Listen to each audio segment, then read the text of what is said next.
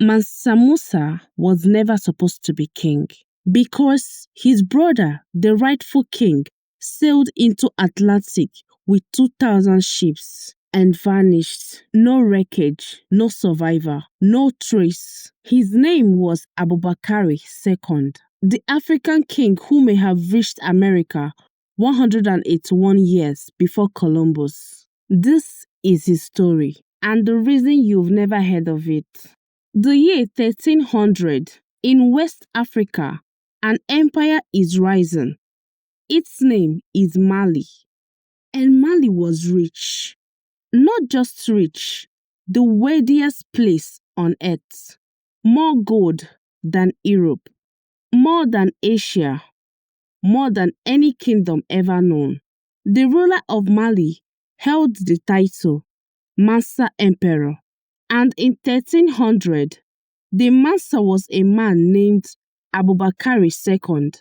He had everything a king could want: gold, power, land, respect. Abubakar was not a reckless man. He had ruled wisely, grown the empire, kept the peace.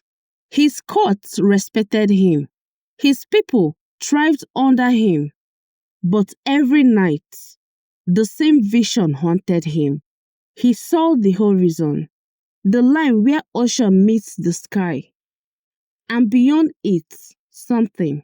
He didn't know what, but he knew it was there. He stood at the edge of the Atlantic and asked, "What lies beyond?" No one knew.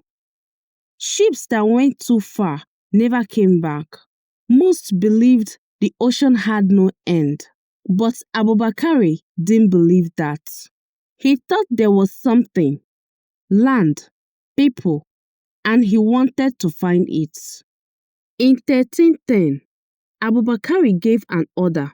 He told his men to build a fleet, not 10 ships, not 50, 200. He filled them with sailors, food, and water to last for months. Then he sent them into the Atlantic. Their mission: sail west, find the land, come back. The ships left. Weeks passed, then months. Nothing. Finally, one ship came back. Just one. The captain knelt before the king. Hallowed eyes, shaking, he said, "We sailed for many days. Then we saw it. A river in the middle of the sea, a current pulling everything west. The other ships went in, none came out. I turned back. That's why I'm here. 199 ships gone. Only one came back." His advisors begged him to stop. "The sea has taken enough," they said. "Let the dead rest." Abubakar listened. Then he spoke. "The current took them somewhere. That means somewhere exists. I will not stop until I find it." In 1311, Abubakar gave up his throne. He ruled an empire richer than any on earth. Gold, power, legacy. He left it all behind. He named his deputy as the new king. Some say they were brothers. Some say uncle and nephew. The records are unclear. But one thing is certain: that man would become Mansa Musa. Then Abubakar built another fleet. Not 200 ships, 2,000. Some historians doubt this number. They ask, how could any empire build 2,000 ships? But Mali was not any empire. They controlled the Senegal and Niger rivers. They had vast forests. They had endless wealth and workers to match.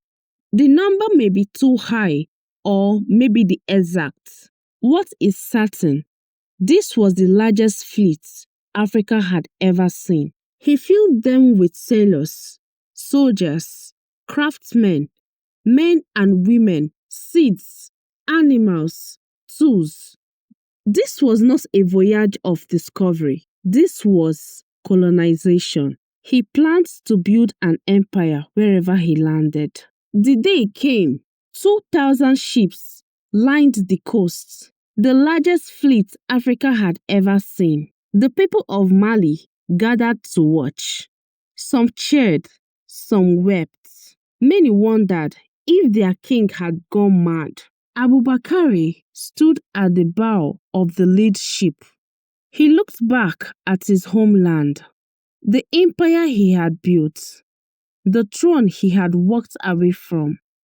He could have stayed. He could have ruled in comfort until his last breath. He could have been buried with the honor of kings. But comfort was a prison, and the horizon was calling.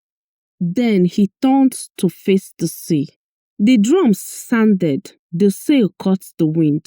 Abubakar closed his eyes. When he opened them, Africa was already fading behind him. He smiled, and the fleet moved west, into the Atlantic, into the waters no one had mapped. No one knew if they could come back. They never did. No ship came back. No message came. He was never seen again. The most powerful king in the world vanished into the sea. Mansa Musa took the throne. He became legend, and Abubakar II was forgotten. But what happened to him? Did he die at the sea? Did he reach the land? Did he make it to America? The evidence is thin but real. When Mansa Musa visited Egypt in 1324, he told this story to Arab scholars. They wrote down every word. A scholar named Al-Omari kept the records. It still exists today. Al-Omari was a minor scribe. He was a court historian in Cairo. He spoke to people who had met Mansa Musa. His book, Masalik al-Absa, is one of the best records of medieval Africa. This was not gossip. This was a sworn testimony from one of the greatest historians of his age. The voyage happened. The question, where did they go? Some believed they reached America. The proof is not solid, but is worth hearing. That river in the sea, the captain's words, sound exactly like the Canary Current, a powerful ocean current. It flows from the West Africa towards the Caribbean.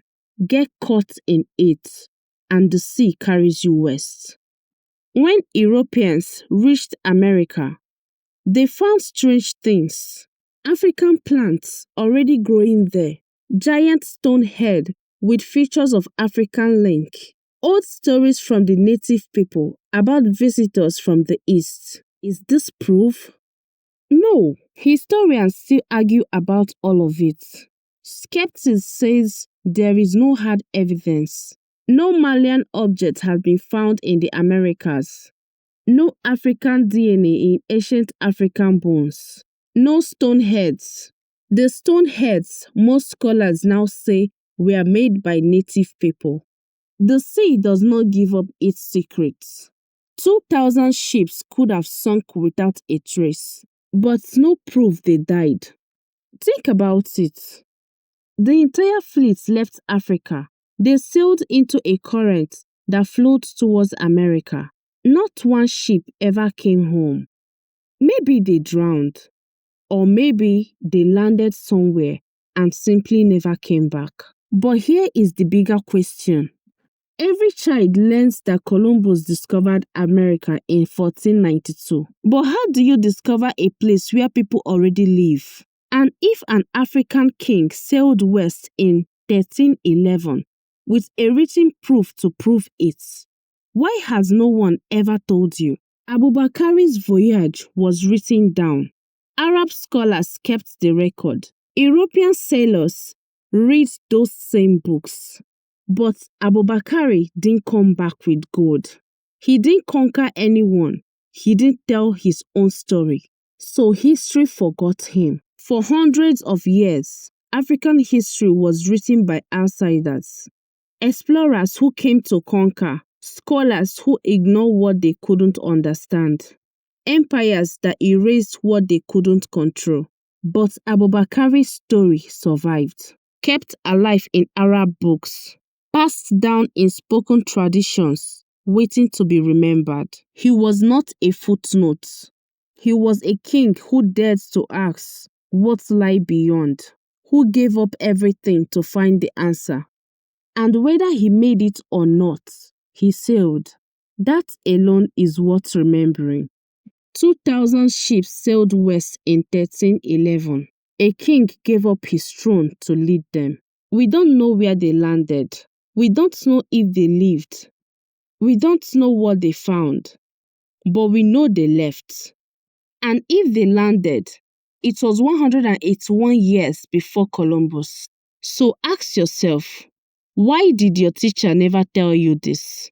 Why is Columbus in your textbook and Abubakari is not? Who decides which stories are told? And who decides which ones are erased? Now you know. Pass it on.